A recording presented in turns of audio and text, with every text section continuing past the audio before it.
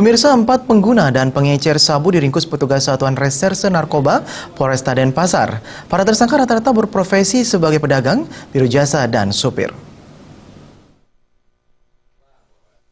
Para pengguna dan pengecer sabu yang diamankan berinisial RLB usia 32 tahun, WCP usia 41 tahun, SUM usia 34 tahun, dan KJR usia 26 tahun. Awalnya polisi mengamankan RLB di Jalan Sandat, Denpasar. Dari pedagang tersebut disita 0,32 gram sabu-sabu.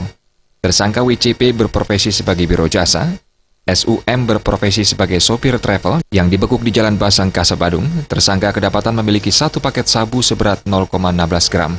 Menurut pengakuan SUM, dirinya menggunakan sabu sejak 6 bulan agar tidak mengantuk saat mengemudi. Tersangka KJR bekerja sebagai sopir freelance yang diciduk di Jalan Raya Kerobokan, Badung. Tersangka ditemukan membawa 2 paket sabu seberat 0,26 gram sabu. Tersangka mengaku telah setahun menggunakan sabu agar kuat mengemudi.